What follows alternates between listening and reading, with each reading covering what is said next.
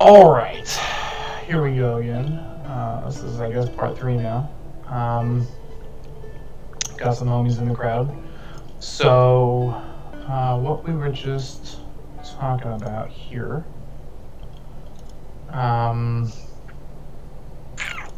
is how to deal with these barbarians. So we got a scout over here. We have our scout. And we got a barbarian encampment right here. As long as I can keep this scout away from my city, he won't wake up his other friends over here and tell him to come start attacking. So that buys us a little more time. I still feel comfortable getting this second scout out before we do anything crazy and have enough time to bring our warrior back down. And I might even take the long way home to scout out a few more tiles, but I guess the scout's gonna go that way, so that might be okay. Let's keep going. I am fond of pigs. Dogs look up to us. Cats look down on us. Pigs treat us as equals. It's facts. Facts. Ooh. Things just got interesting. If you heard that subtle dum dum dum dum in the background, that is the sound that plays when a new barbarian encampment has spawned. Well, first things first, we just finished researching animal husbandry. Super neat. Let's go ahead and choose our next deck. Actually, no, before we do that, let's get back to the barbarian encampment. Right there is where it has spawned. For those of you playing at home, you'll notice that means my warrior is now trapped on this little peninsula out here. I'm gonna name this peninsula Tiny Florida. So this dude's trapped in Tiny Florida. You ain't want to be trapped in Florida, let alone Tiny Florida. Even Tiny Florida, it's still the worst. It's like cold Tiny Florida, like yuck.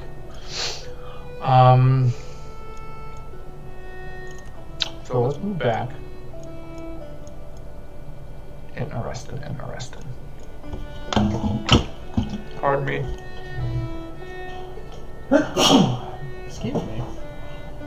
Excuse me.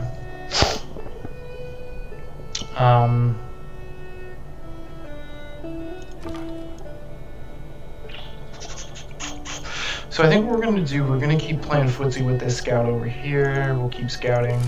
Aha! Oi!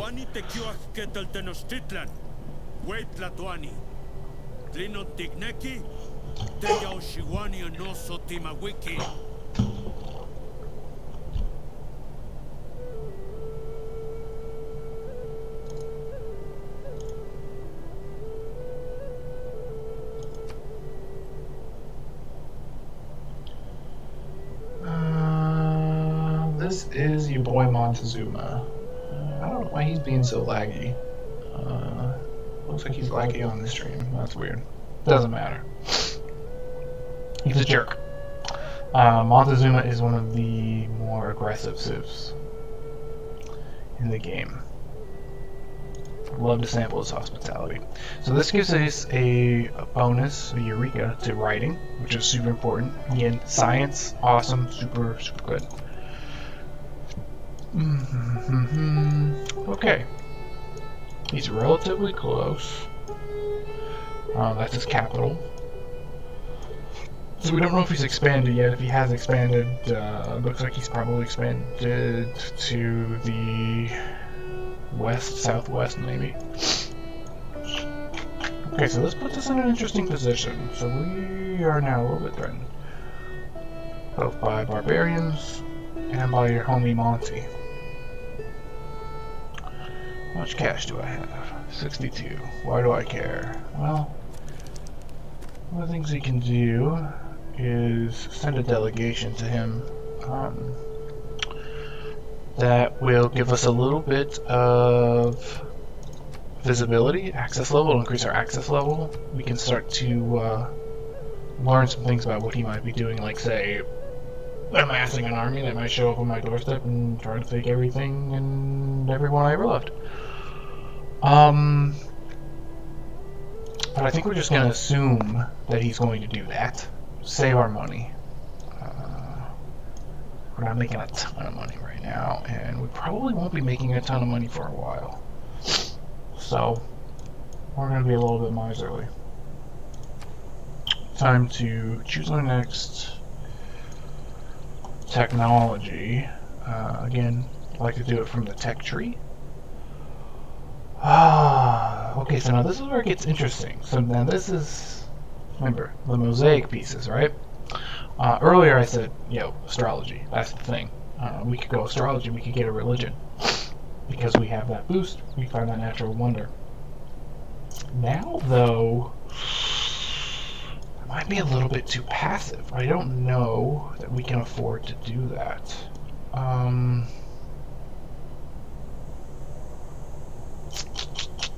Because we are now surrounded by people who want to kill us. We've opened up archery. Again, this is where we start getting too advanced. I'm not going to start researching archery yet. I would very much like to get the Eureka for that, which is to kill a unit with a slinger. Archers are very strong defensive units. Pretty good offensive units too, to be perfectly honest. Here's that sweet Montezuma theme kicking in.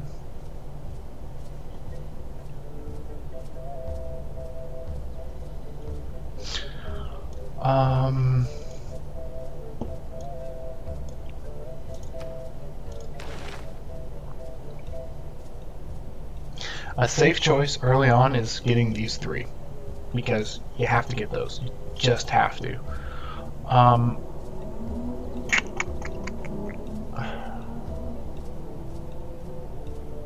I think we're going to go mining, because that's going to let us potentially get into some of these more military techs, which could be helpful if we need to start getting defensive and or aggressive. Also, just a general interesting factoid. The bottom of the tech tree, so we're talking about these civs, their techs down here, are usually focused on military. The top of the tech tree, so these two up here, are usually focused on Navy, naval pursuits. The middle are focused usually on technology and commerce. Just a thing. So yeah, I think we're going to pick up mining. That'll open the path down here. If we want to get aggressive, we can go into iron. Or get bronze working, get iron, potentially be able to build swordsmen down here in the future.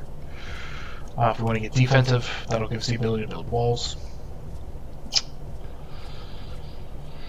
Okay, so some things you're going to want to know about your boy Montezuma. Let's talk about interacting with a Navis. Cue some Mr. Rogers.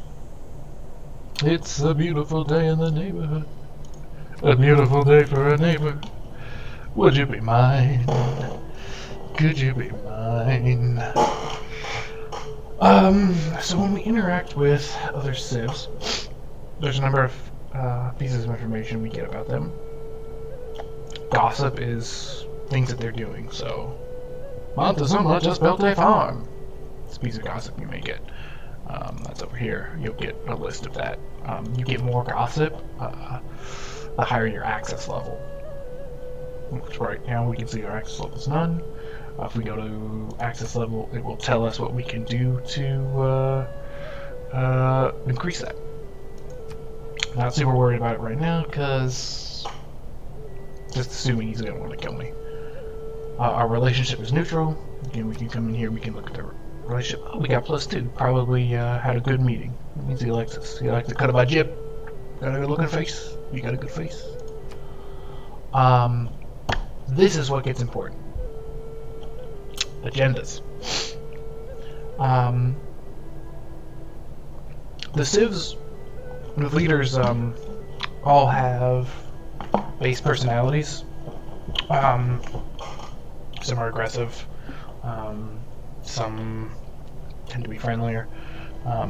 Your Montezumas, your Shakas, they're more aggressive.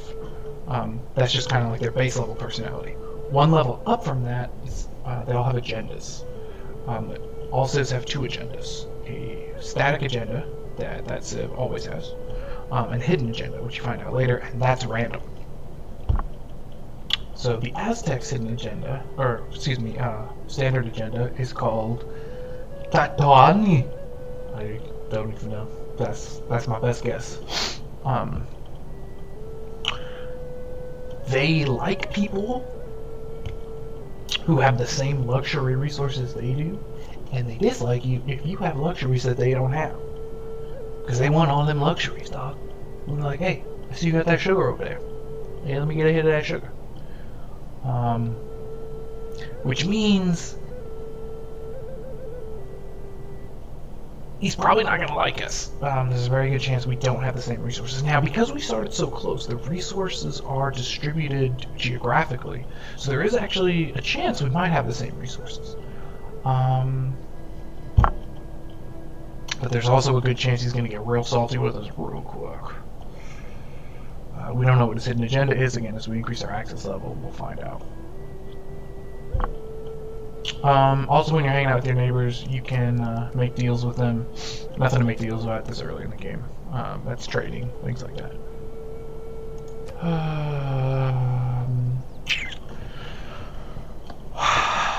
The other thing you want to do, that you can do, fill your head with information. These are things I know from playing the game, but when you start playing, it's a good idea. Let's go ahead and look up your boy Monty. Oh, look at that. That's the face I know right there. Not that like, hey man, it's nice to meet you face. That's the fucking, I'm gonna rip your heart out face. Let's learn about his special abilities, because this is what makes him a little bit scary. So yeah, that's a neighbor right off the yacht. He gets extra bonuses, extra amenities from, or his amenities extend farther, which is super helpful when you're conquering cities, because it keeps those cities happy. And his military units receive +1 strengths when attacking for each different luxury resource that they have. So his guys just get stronger the more resources he has, in general. Pretty good. Let's go check out the Aztec civilization. Their builders can speed up production of districts, which is super strong, because that's where you're getting your science, that's where you're getting your culture, that's where you're getting them cash dollars, that's where you're getting your military troops. Very strong. He also has a special building. This gives you extra amenities. It's the ball court. Well, let's look at the Eagle Warrior, because this is what we're all about. Aztec unique ancient era unit that replaces the warrior has a chance to capture other civilizations' military units by turning them into builders. What? Very strong. Hey, guess what their builders can do? What did we just talk about? They can spend those builders to reduce the cost of building districts. it's a wonderful combo. Like the Aztecs are probably top 2 civilizations in the game. And you can see that their unique unit replaces the warrior, which means instead of starting with a warrior like us chumps over here in America, I might start with some Eagle Warriors. So that's scary. Eagle Warriors that are stronger. Do they have higher base strength? I think they might. Eagle Warriors 28 melee strength. Yeah, Warriors are what, 20? Sweet Jesus. So they start with 8 strength, just right off the bat. 8, already stronger. Then they're going to get +1 for every luxury they have. So, an Eagle Warrior of 30 or 32 strength? Par for the course.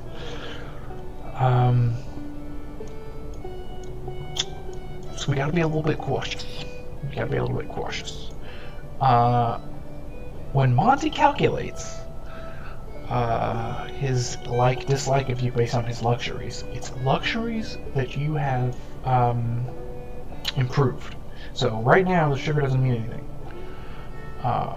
Once I work that sugar, then he'll get salty.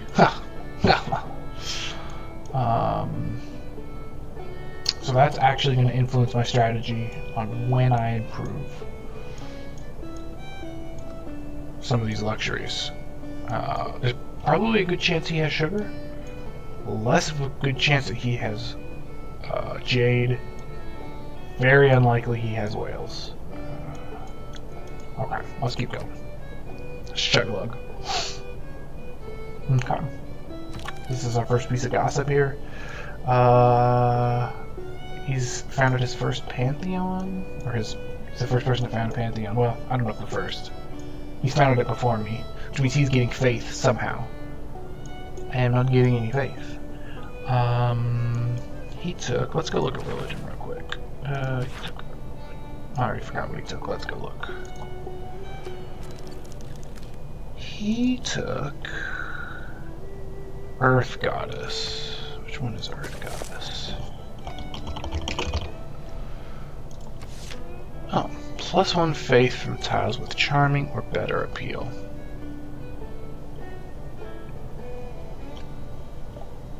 Meh.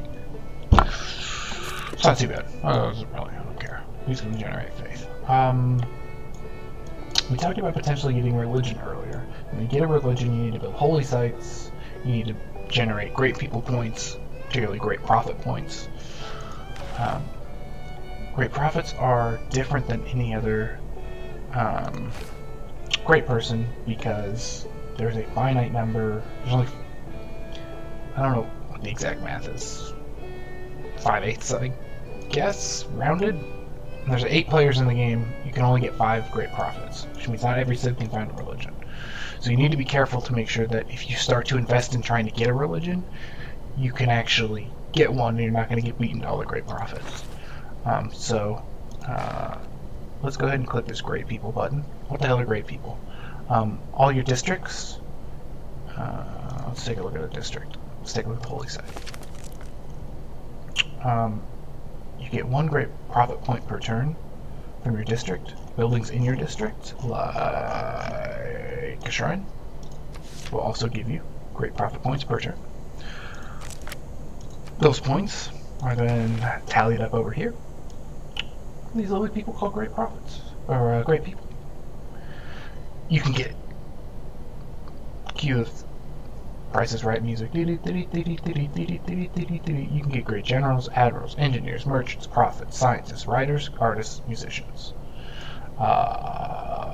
For the various districts, we have encampments, harbors, industrial zones,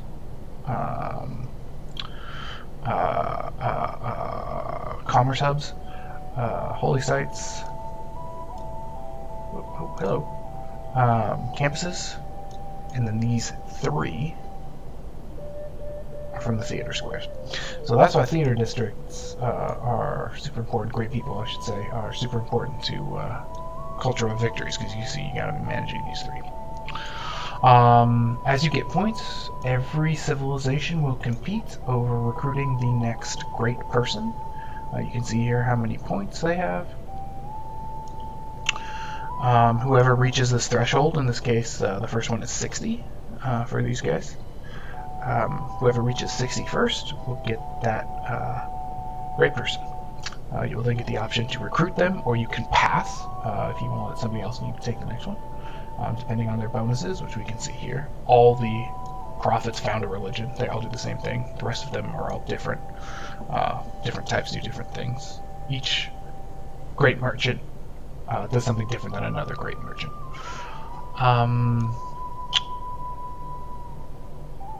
So we know your boy Montezuma is getting faith, because you need faith to defend Pantheon. But he's not generating any great profit points yet. So it's potentially still open to us to try to get a religion, but that's starting to seem more and more like a stretch, given that I don't know that I want to invest.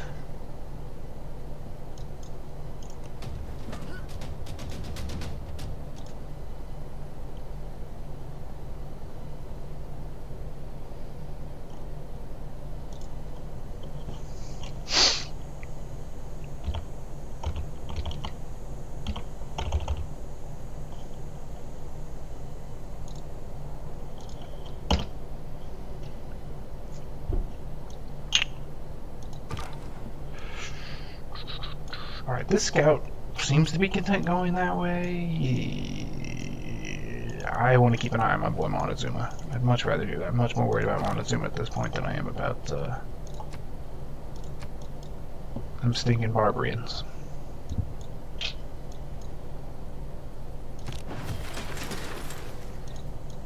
Okay.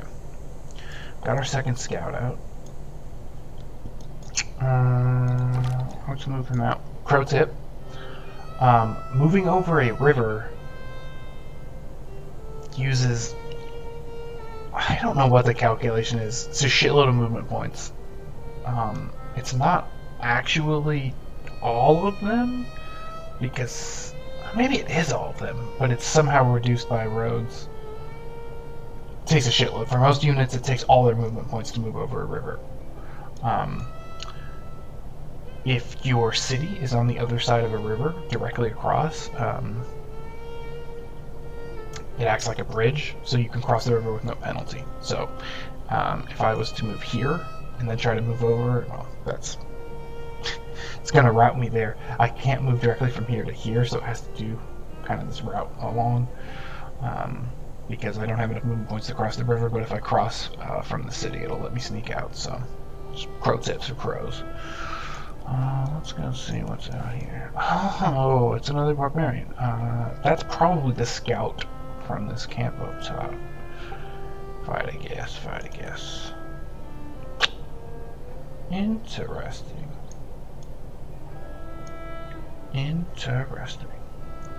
So we're at the coast over here. This is Amber, it's a luxury resource.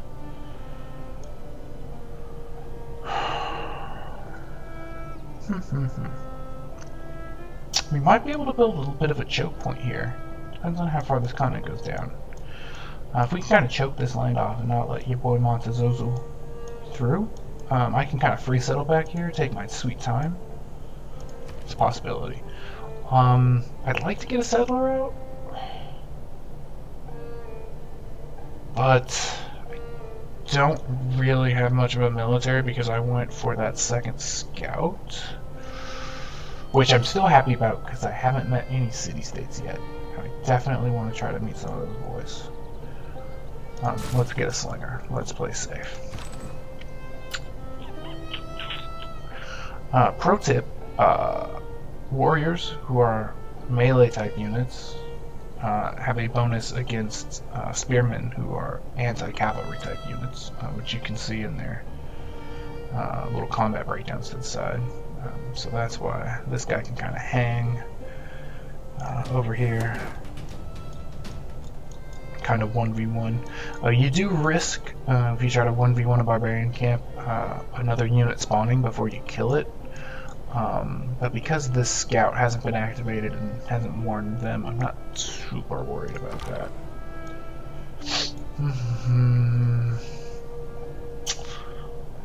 Now, if this scout finds your boy Monty, walks back to his boys,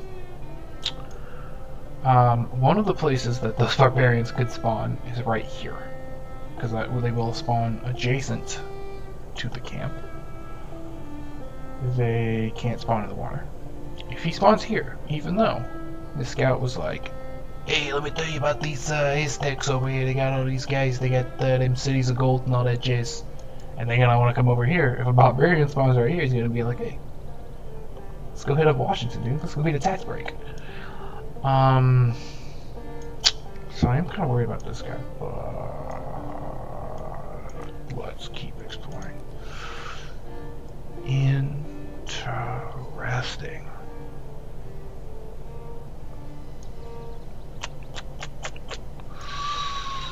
Okay, so there's not really a straight line between Washington and Tenochtitlan.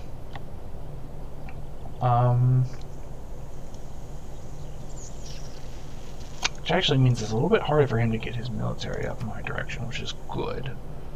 Okay. See, here's the thing. He's buds with me right now. He's like, I'm gonna send you a delegation, dude. I'm gonna hit you up with them chocolates. Which I'm all about, dude. Let's be friendly. As soon as I harvest one of these resources, or start working one of these resources, or improve one of these resources, things are gonna go south. Um, this I like. This I like. So this is a barbarian unique unit, the horse archer. Only barbarians get that unit. And they are picking on ya boy.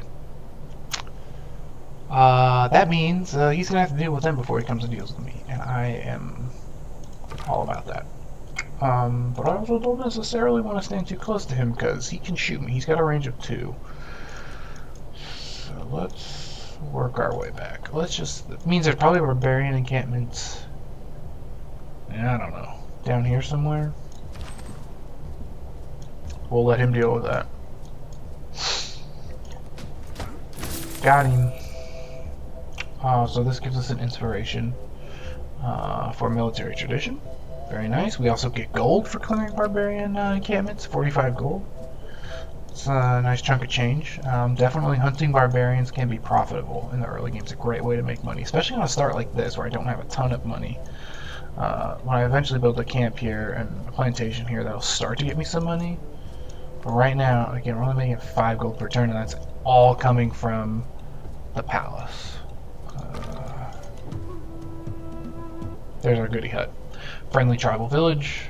Those are super helpful. You want to get those as soon as you can. Let's see what bonus we get. Roll them dice.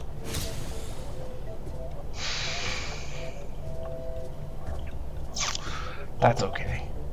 So we get archery, which is nice, but archery is not a hard Eureka to get on its own.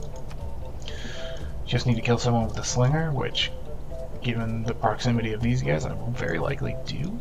It means I don't have to worry about it, so I can be a little safer with my slinger, but I would have rather, like, I was getting a Eureka, I'll get a Eureka to sailing for at this point. Well, actually, no, that's not very good, because I do that anyway. Eureka. There's no, I'm actually in a pretty good spot for Eurekas, so any Eureka was probably going to just be kind of whatevs. You can see this, both of those events added to our timeline. Let's take a look what we've been doing on our timeline. So we're currently at a score of 7, so we are well on our way to hopefully getting into a normal age, not a dark age. I don't know that we'll hit a golden, but if we can get out of a dark age, that's nice.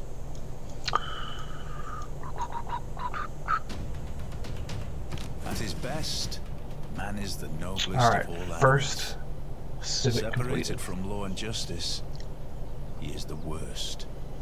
Thank you, Aristotle. Let's talk about civics. The biggest thing that civics give you is these guys right here. These are policy cards. There's this handy button here which takes you to change policies, but I'm actually not going to click that button. I'm going to show you how to get there. So these buttons up here, we've got our tech tree, which we've seen, civics tree, which we've seen, government, which we haven't seen yet, religion, we popped in there real quick. We'll get more there when we get our pantheon. Great people, which we looked at. Governors, don't have any of those, we'll get there. Timeline, we have looked at that. These policy cards are used in your government, so let's take a look at your government. When you start the game, you start as a chiefdom, and you have 2 card slots for policies. You can have 1 military policy, and you can have 1 economic policy. As you get better governments, you will unlock more policy slots. So it's always a good idea to try to unlock new governments. Always, always, always, always. There's tiers of governments. So for instance, Classical Republic and Autocracy are on the same tier, so they give you the same total number of policy slots. So you would pick one or the other. Let's take a look at how these cards work. So they're color-coded, easy peasy. Definitely want discipline. That's going to give us +5 combat strength against barbarians. And then for economic policies, we can run urban planning, which will give us production in all of our cities, which we only have 1. or we can take God King, which gives us +1 faith and +1 gold in the capital. I'm definitely going to take God King here. We want to get a pantheon. It's the first step in religion. Everybody wants a pantheon. Everybody can get a pantheon. It's a good idea to get a pantheon. You need 25 faith to get a pantheon. So if we're generating 1 per turn, 25 turns from now, that's how math works. We will have a pantheon. And then, like I said, a little bit strapped for cash. Let's get a little bit more of that money. +1 production. If we had multiple cities, that obviously grows. That's a nice bonus, but we only have 1 city, 1 extra production. Gotta kick it up. So we're going to confirm our policies. Yes, sir. Our agenda is set. Now, let's pop back in there real quick. So now this is our government. This is what we're running in our chiefdom. We can change our policies. Not this turn because we just locked them in. Next turn, we will have the option to unlock the policies and change them. But you have to pay cash dollars for that. Every time you unlock a new civic that has policy cards, which is all of them, I think, you can change them for free. So, something to think about. Again, there's some more advanced techniques, which I'll talk about to that when I kind of get there, but usually you want to slot in and at least review your policies every time you finish a civic. So we now have discipline, so our dude's a little bit stronger, which is nice. Yeah, whatever. Let's fight. That worked out pretty well. Did double damage to him. Okay, so where do we go next for civics? These are both potentially doable in terms of getting the inspiration. Foreign trade's questionable. Something to note about continents. You can have multiple continents on a single landmass, so think Europe and Asia. So you don't necessarily have to go across the sea to find another continent.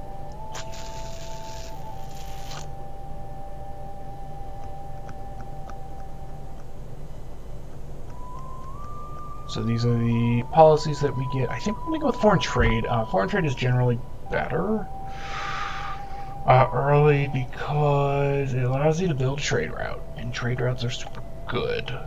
They're super versatile. You do a lot with trade routes. Let's start foreign trade. This is where we get into the pro tips. Pro tips for super pros. Again, this is something you start to play. Don't worry about this part. You're gonna stress yourself out if you think about this, but I'm just telling you so you get into my mindset. When I get about 2/3 of the way through this civic, if I remember, I'm going to come back and reevaluate if I want to finish this civic, because I may not, and I can leave it, go research something else, and then when I eventually get the Eureka for that, when I eventually find a continent, it'll finish it right up for me. But that's a problem for future Ryan. Oh, our guy got a promotion. That's nice. Yeah, we're gonna want to fight this guy. Enough's enough.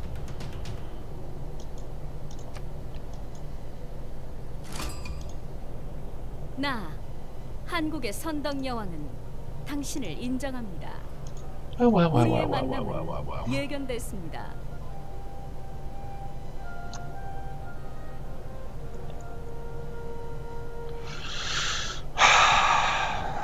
Alright, Korea.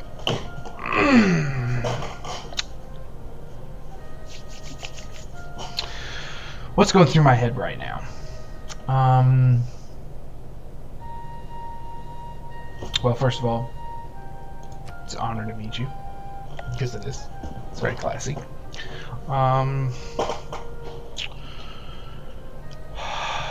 We'd love to sample your hospitality, of course. Korea. Got a cat scratching on furniture over here, about to have to smack somebody in the head. Korea gets massive bonuses to science. Big, super science civ. Which means we now need to worry about competing with science, because we don't want her to get too far ahead of us with science. Ryan, how do you know all this? How do you know that she's good at science? Well, because I play this game. How would you, a new player, find that information out? Well, let's go talk to her. I'm not even going to try to pronounce these Korean words. I'm not even going to try.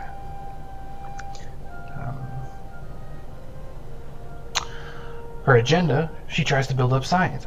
Oh, hey, look at that. And she likes civilization, so let's focus on science. So she could be a bud. She could be a bud. Let's go check out in the Civilopedia. Korea.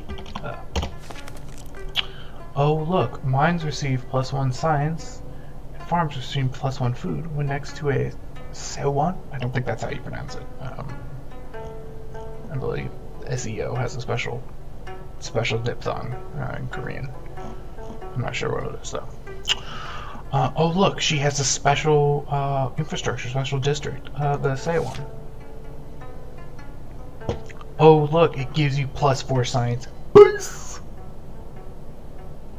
real good. It's real good. So she just gets out of control with science. How do you know if a homie's out of control?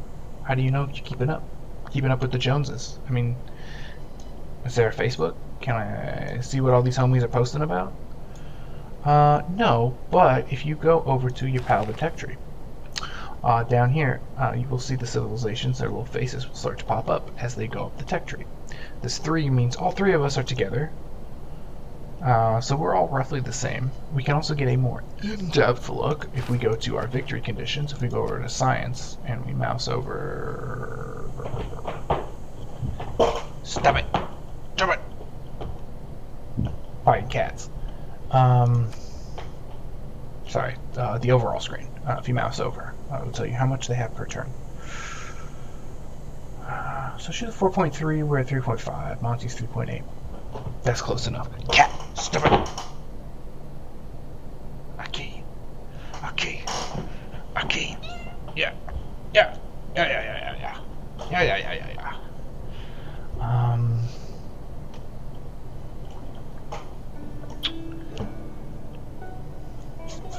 You can also do the same with culture. Getting down here, same thing.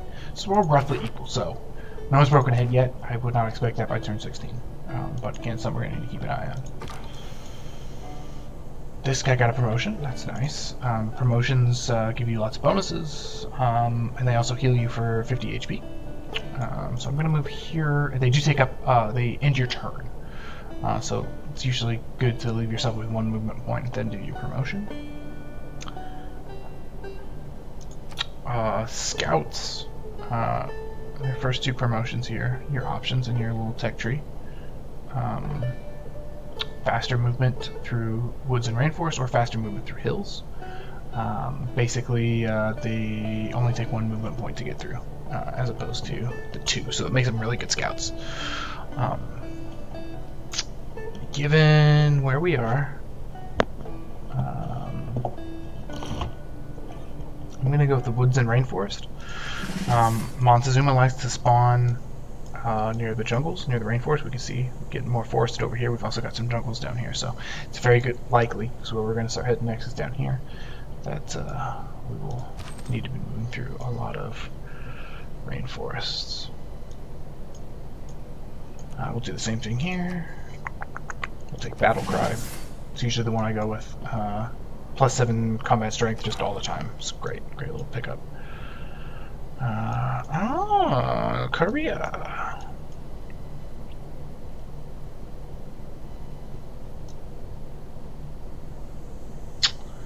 Interesting. So we're definitely going to need a scout down here. Because we're not really going to be able to expand this way too well. Got some desert over here. Got some good hills. This is going to be some good production if we wanted to come that way. I'm going to need to know what else is up here. There's a potential city location here. But expanding much further beyond that is iffy. We could try to set up a city Around here, there's fresh water from the lake. We could try to like make some choke point action. I don't know. That's certainly not a good second city location because it's just going to need some support. It's not going to be able to kind of get up and running by itself, and that's what you want to look for in a second city. Oh, I'm over time here, so let me stop this recording. We'll come right back, and yeah, we'll keep going. Thanks. Come back.